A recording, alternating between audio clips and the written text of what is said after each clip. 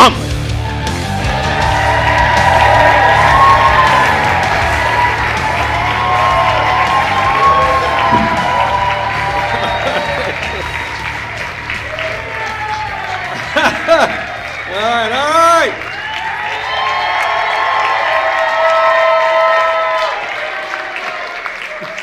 All right, now it's not believable anymore. Now it's not believable. Thank you guys for coming out here tonight. Beautiful Oceanside, California, man. I'm so happy you guys made it.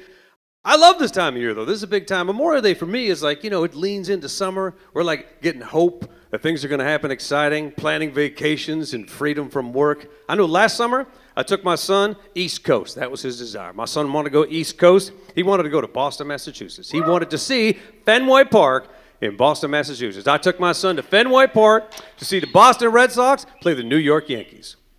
I'll tell you, if you're a baseball fan, even if you're not a baseball fan, there is no better way to introduce your child to human hatred than to go to that game. Sports fans are so vile. It's so intense. Like, if you got a team, that's your team, right? You get one life. You get one team. That is your team. And your team could suck. And a sport fan will pay money to watch that team suck just for themselves. I wish I had comedy fans that loyal. Dedicated. You come back next time with your face painted to look like me. Someone said, "Who's your comedian?" You're going to say, "James P. Connolly." Someone says, "Is he funny?" You go, "Well, not this year, but next year." That's good. But I'm excited to be here in Oceanside. I love it out here because I am a Southern California native myself. I'm living in Southern California. Yes! Now, I'm originally from Los Angeles, California, and I thought that would be more unsettling here in San Diego, but that... No, save your hatred for the second half, baby. How about that? Now, I used to travel America, and I would be very proudly tell the people of this country that I come from Los Angeles, California, and I didn't know this, maybe you guys know this, but apparently people are not nearly as impressed with us as we are with ourselves. They think we have it easy out here just because we enjoy the perfect weather. And I'm not going to argue we don't have some pretty damn perfect weather. Because, you know, sometimes during an earthquake or a mudslide or a wildfire that scorches the hillside and forces me out of my home only to get stuck in traffic, I look up at the sky and I go, my God, this weather's perfect. What a great day to evacuate, man. Look at that. I don't care where you're from. Everybody brags about their weather. I don't understand that. Like the East Coast, right? The mighty hurricane. The Midwest, the mighty tornado. But here's the difference. Hurricane, warning. Tornado, warning. This is my impersonation of an earthquake, warning. What the hell was that? There's a reason why I have bobblehead dolls in my house. Sometimes I'm watching TV out of the corner of my eye. I'm like, wait a minute. Why is LeBron James saying no right now? What's that, LeBron? Get that.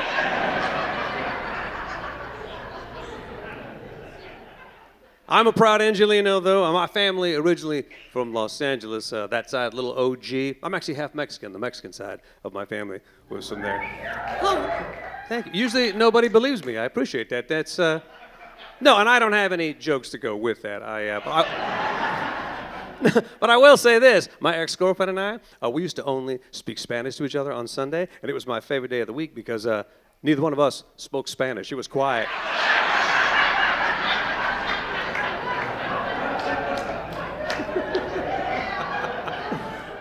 Now, I know this is going to go over so well. I'm a Los Angeles Dodgers fan. I'm a Dodger fan yeah. Now, I will say this, though. I got a bone to pick with the Dodgers. Because when I go to a game, I always have to drive through downtown L.A., and there's always a lot of traffic. So my map always tries to reroute me through surface streets, but there's some pretty dicey neighborhoods in downtown L.A. I think the map should have to give you a heads up. You know, faster route available, I could save you 10 minutes. But I wouldn't do that if I were you.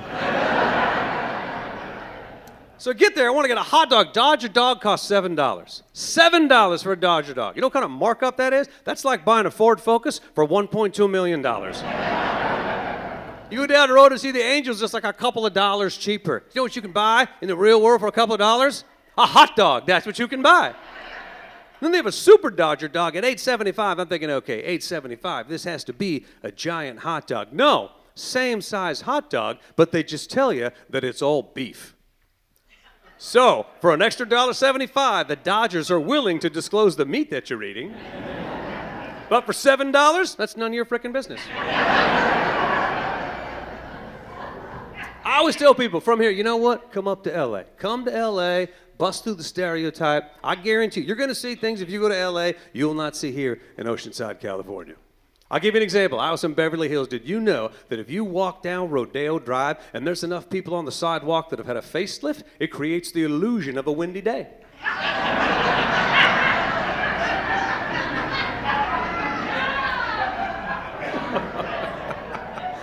I don't know if I enjoy the laughter or the pain more. I'm not sure. Well, this is the second time I've been out in this area before. When I was a younger man, I used to live out here. I used to be in the Marine Corps before I did this. That was my job before I did this.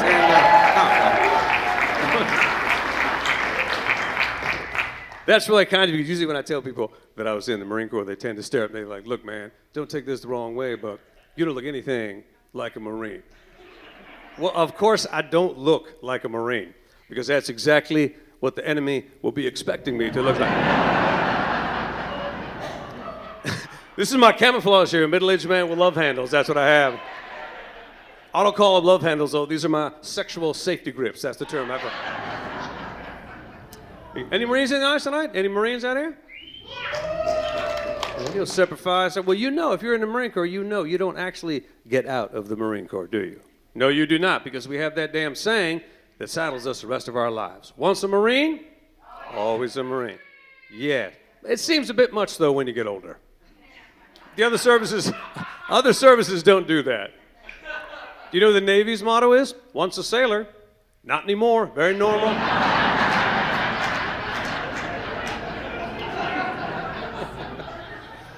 Now, I'm a little older. I'm a Desert Storm veteran. That's the area that I fit in right now. And for you young people, a little history lesson. Desert Storm, shortest war in American history. That's how we did it back in my day. 14 days, that was the war. That was the whole thing. That included travel time,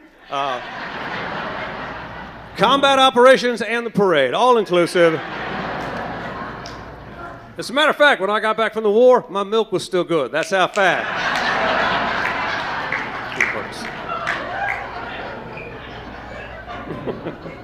Now, I have had a chance to go overseas and do shows for men and women who are stationed in the Middle East, and when you tell people that you're going to do comedy in a war zone, like, everybody has a very different reaction. Some people think it's a noble idea. Some people think it's a crazy idea. My sister-in-law asked me to bring her back a fridge magnet. A fridge magnet. Now, first I'm thinking, well, maybe she didn't hear what I said. Maybe she didn't hear me say, I'm going to Iraq. Maybe she thought I said, hey, I'll be right back. When you're out there, why don't you grab me a fridge magnet? Now, the best part is, I found one. I bought one that said, who's your bag daddy?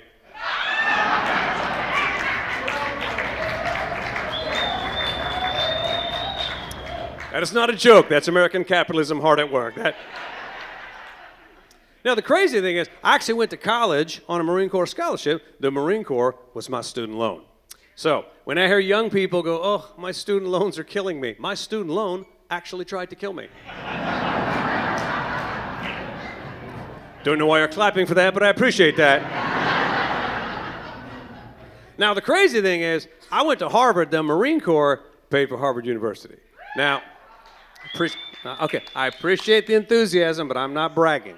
If you think I'm bragging, let's just take a moment together and let's follow the trajectory of my life. Harvard, then the Marine Corps, then stand-up comedy. Basically took my parents' hopes and dreams and I chipped away at them one jaw-dropping decision at a time. You want a dose of humility? Go to a Harvard reunion when you become a stand-up comic. Those are wonderful conversations. It's like, what do you do for a living? Well, I run a non-profit organization and we supply blood to children in need. What do you do? Oh, me? Well, I run a non-profit career. And I've sold my blood for money, so maybe we've worked together.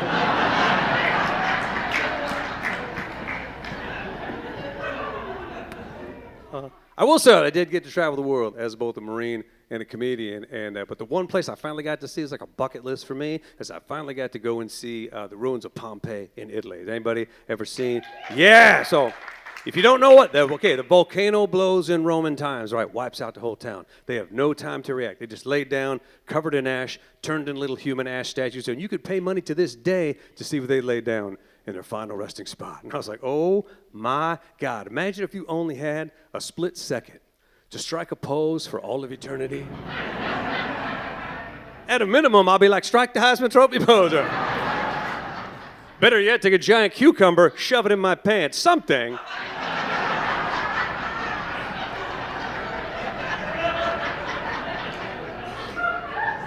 That way, when the scientists are going through the rubble, they go, look, I don't know who these people are, but guess what? That's their leader right there.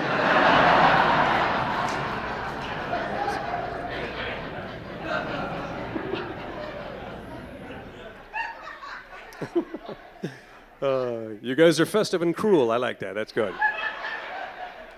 So I had a birthday recently in the last 12 months, and so every year I like to try, to donate blood. Very important to get out there and donate blood. And so I went to donate this year, and a little fun fact about blood donation that blew my mind. Did you know that the #1 blood donors in America are senior citizens? Senior citizens are the #1 blood donors in America. Now, I wish someone had told me this fact, because I go into the blood bank and I see 5 old people lying on gurneys, and I thought, damn, I'm too late.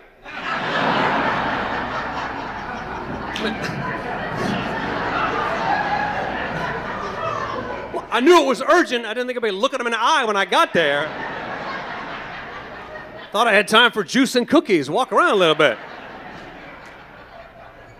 But what kills me is, what we want is the young people blood, right? That young people blood, that's the good stuff out there. For our young brothers and sisters out there, that Gen Z blood, that's the blood we want. That's the good stuff. That Gen Z blood is so pure, and it's so unstressed because it hasn't moved out of its parents' house yet. It's the...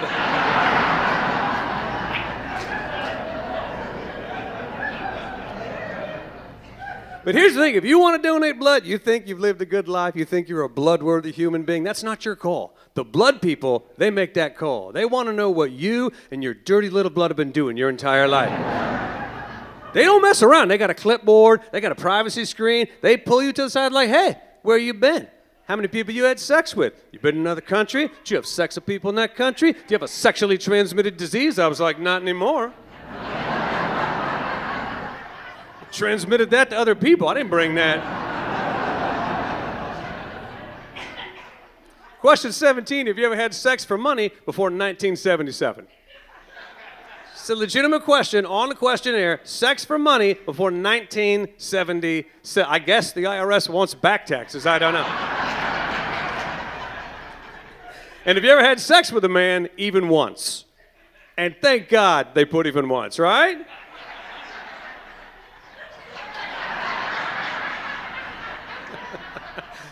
I just would have assumed that the first one's on the house. That's my point. It's like a blood mulligan is what it is. I tell you, one thing I do love about doing stand-up comedy, it's fun to do the shows too, but I love watching other comedians perform too. We don't get to see each other all the time. And I don't know about you if you go to a lot of stand-up comedy shows, but it always amazes me how exciting the comedians' lives seem to be the day they do a show. Did you ever notice all the stories all the say? It's like, this just happened to me on the way over here today. My girlfriend and I just broke up. I just got back from Las Vegas. Is it me? Or do most comedians' lives seem just a little too convenient for their act?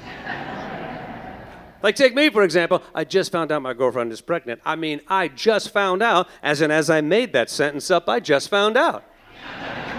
And we get in a huge fight right before this taping because I wanted to pretend to smoke so that I could quit for this joke, but then she freaks out because the fake baby could be affected by secondhand joke smoke. I'm like, wait a minute, it's my joke. I can do whatever the hell I want to. So it turns out the joke's on her because the fake baby, not mine. Now, some of you are laughing, and some of you are like, I don't appreciate what just happened to that fake baby. I guess it depends on when you think life begins for a fake baby. Is it when the idea is conceived, or is it when the joke is fully developed? I mean, what if somebody forces me to write a fake baby joke against my will? Am I supposed to keep the joke? Or maybe I should do the right thing and I should finish that joke as if it were my own and then give it to a nice gay couple that's not funny.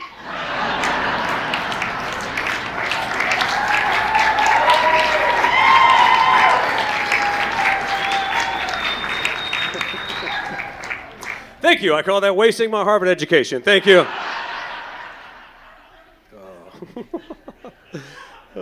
I love that I have to give history lessons about Desert Storm and age. I know I've been doing this a long time, so just in case anybody's doing the math or counting the tree rings on my face, I'm over 50 now, and so I don't. Woo. Yeah, you know what? Because I don't feel over 50.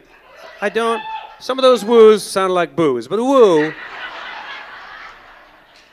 I don't feel over 50, but every now and then, like I was throwing the ball with my son the other day, and he threw me the ball. And in my mind, I caught that ball.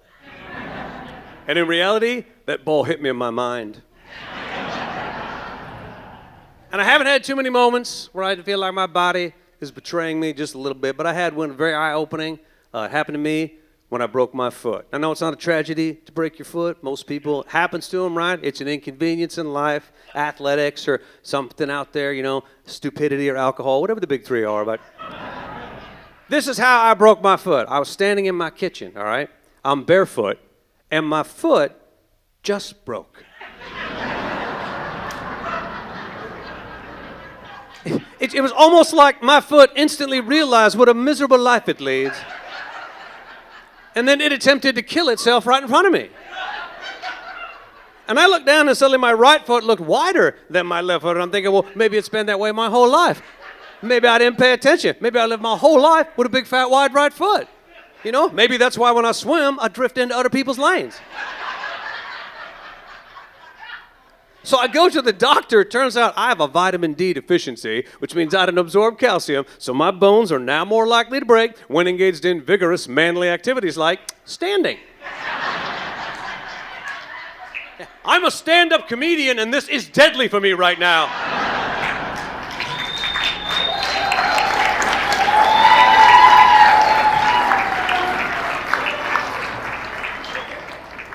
And I asked my doctor, I said, how did this happen to me? Do you know what he told me? Unfortunately, at this point, your guess is as good as mine.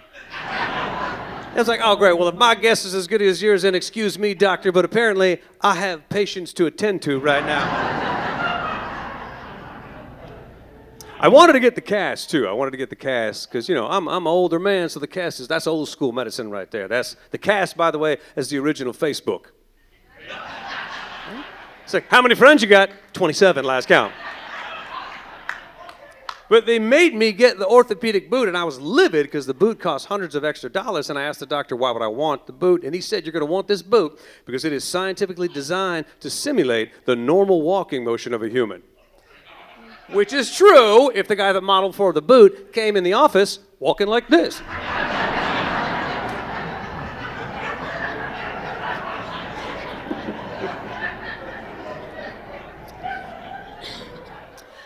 I will say the only thing that is stressing me out at this point in my life is I'm a single man over 50, and I shop by myself, and I still enjoy to purchase clothes. Clearly, this is not my best work, but it's dangerous when you're an unsupervised single man in his 50s shopping because I feel young, but I'm not supposed to dress young, right? That's the danger area. I got to go for youthful, but I can't go for too youthful. I got to keep it like this side of creepy is the pocket I'm shooting for.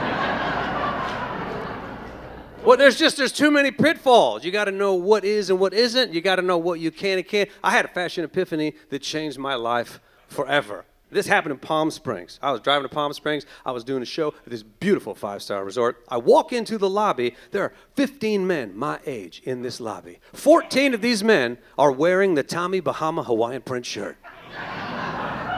And then it hit me that the Tommy Bahama Hawaiian print shirt is like the first stage in fashion dementia for the aging man.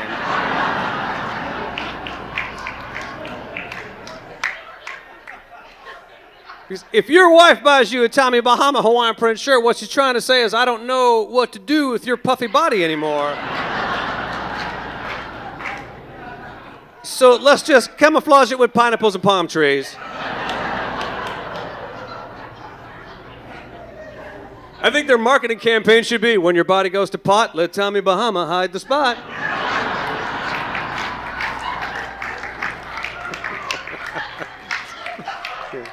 Yeah, the women are going woo, and the guys are like, dude, you ruined barbecue casual for me. Here's one that blew my mind and crushed me. I was told that the cargo short is out. Yeah, you hear that? And men love the cargo short because it's form and it's fashion and it is function. But women despise the cargo short. And gay men roll their eyes at the cargo short. I told a gay friend I had one pair of cargo shorts, and he said something to me that still haunts me to this day. Do you know what he said to me? Ew.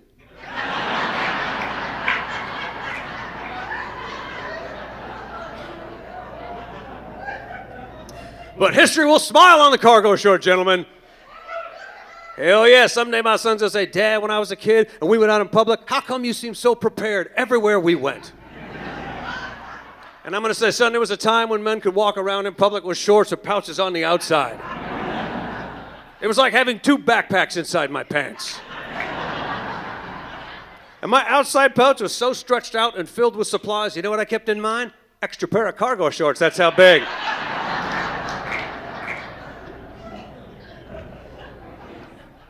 You know what I used to do for try to get a little street credibility is I was intimidated to shop, so I would go to Nordstrom Rack.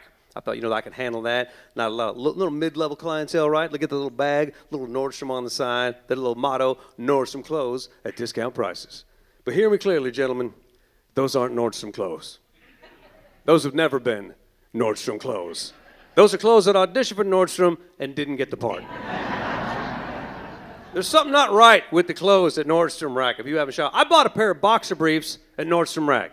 Didn't have an opening in the front. It was a fake opening. It looked like an opening, but it wouldn't open. And I put them on, and I'm like, this feels like a fire code violation. I cannot wear.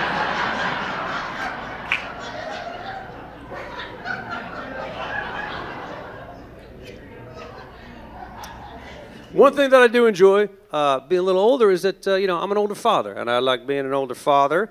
I'm not that old of a father, man. I don't have a... No, he's not. My son's not a baby. He's a 2010 model is what I have. He's very, very fuel efficient at this point in his life. But one thing, I don't have any older fathers, but if you're an older father, the one thing is you may not know what you're doing, but you know what to do.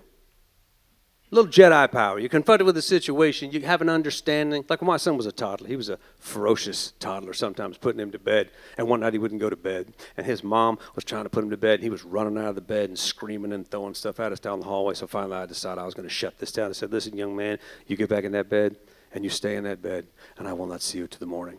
So I turned off his bedroom light and then I closed his bedroom door. And then I turned off the hallway light. And then I slid the hallway door shut. And then I did something that only the wisdom of an older father would think of. I laid down in the dark hallway and I waited for him.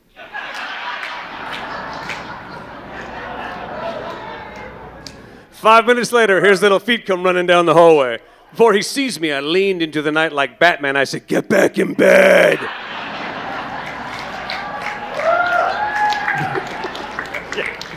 And that is the story he will tell one day on his first day of therapy, thanks to me.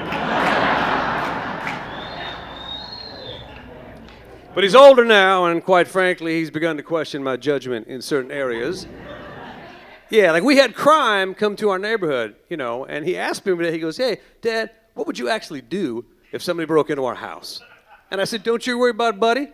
Dad's got a plan. You might want to get a plan, too.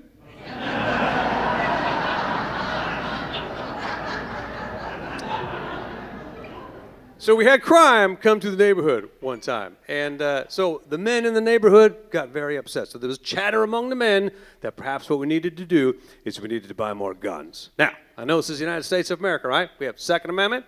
Second Amendment, everybody has the right to bear arms. But it really depends on what state you live in, how that actually happens. Like here in California, right, we have the home invasion law. Somebody breaks into your house, you can legally shoot them. In Texas, it's called the home invitation law. You can actually invite people over to your house just to shoot them, but that's Texas. I believe what they have is called Second Amendment Plus. That's what they have out there. But here's my theory when it comes to defending a home with a gun. Now, first of all, if you're a gun owner and you know how to use your weapon, thank you. I appreciate that. Because the problem is I have guy friends who will buy a gun. They've never touched a gun before in their life, yet they believe that gun is going to magically transform them into the Call of Duty legend they were born to be. Do you really believe when a moment of truth strikes in the middle of the night and the poop hits the fan, you're going to get out of bed in your tighty-whities, grab a weapon you've never fired before, shoot down the hallway, calm, cool, and collected, with your perfect movie soundbite and go, shh, buenos noches, cupcake?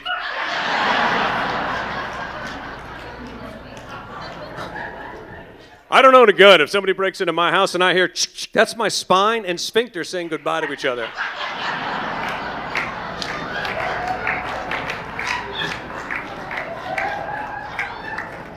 Now, for the record, I'm not anti-gun, all right? I'm just pro-baseball bat. That's how I do it in my house. Yes, because the baseball bat could be the perfect home defense weapon, because guess what? Any idiot in this theater can swing a baseball bat, because you don't have to be baseball good to defend your home, do you? No, you just have to be piñata good is all you have to be. As a matter of fact, the bigger spaz you are, the deadlier you appear.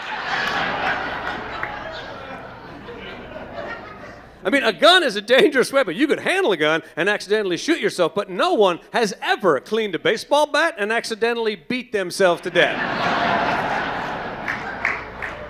And if that does happen, that's an acceptable loss.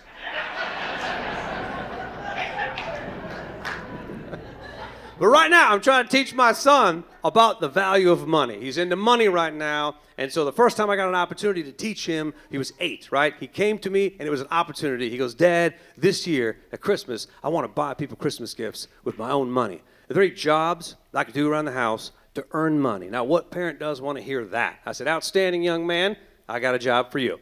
You go in the backyard. You pick up all the animal poop for a week. I'll pay you $5. He said, what are my other options? I was like, other options?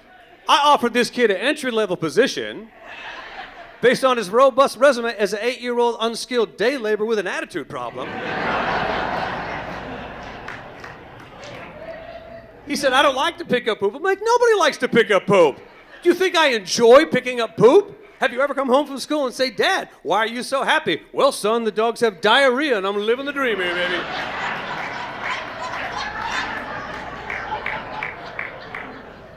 And I know he was frustrated because he was only 8. And the only way he earned money is when teeth fell out of his head. I understand.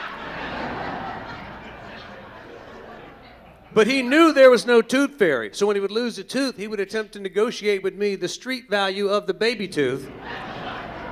Like he had a client coming at noon if I didn't give him his price. He's like, Dad, I just heard that Dean got $5 for his tooth. And I said, well, the only way you're going to get $5 for a tooth is if you drop it on the ground and then the dog swallows it. Then you go in the backyard, you pick up his poop.